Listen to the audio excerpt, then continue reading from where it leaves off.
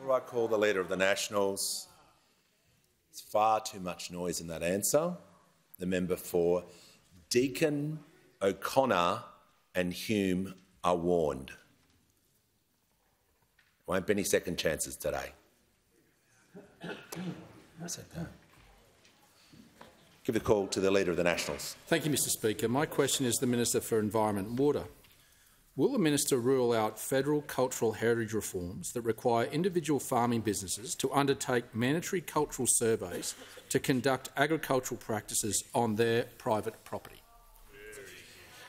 Give the call to the Minister for the Environment and the Minister for Water. Yes. Thank you, Mr Speaker, and I'm delighted to receive this question from the Leader of the National Party and to say what a great thing it has been to inherit this work. I don't often say this about the former Minister for the Environment, but to inherit these cultural heritage reforms at the very advanced stage that we've inherited them.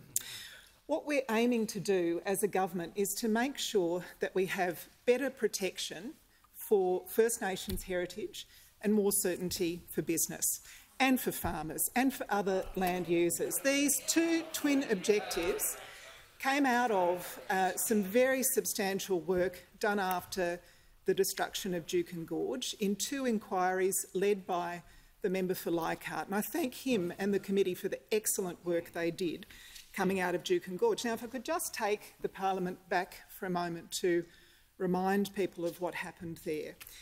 A 46,000-year-old sacred site was destroyed by a mining company. And the tragedy of that was irreplaceable heritage lost legally. It was done legally.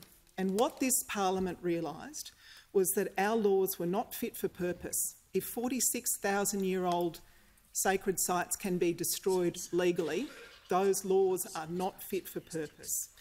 So the previous government, coming out of those Juukan Gorge inquiries that had a number of very substantial recommendations, set up a process with the First Nations Heritage Protection Alliance. The former Minister for the Environment signed a contract with the First Nations Heritage Protection Alliance to come up with an options paper.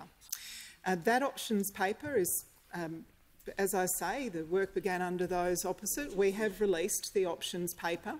Options papers are designed to begin conversations, and can I say that the Minister for the Environment said very clearly that starting this national conversation was exactly the right thing to do. You know that. Order. The member for Petrie. The Leader of the Nationals on a point of order. Mr Speaker, on relevance, it was very tight about whether the minister will rule out mandatory cultural surveys for agricultural practice. No one is challenging what happened with the gorge. Okay. This is agricultural practices, and it was very specific. No matter what former government did, it's what this government will do about will they rule out? Will they rule out? Because there was no decision made. The Leader will resume his seat. The question. Order. The Prime Minister will cease rejecting. The Minister is being relevant to the question because she was talking about the heritage reforms. I'm listening to her. The Minister for Infrastructure will cease interjecting. Just going to listen carefully for the remaining 35 seconds. She is being relevant to the question, so she's relevant to the standing orders. Well, I thank the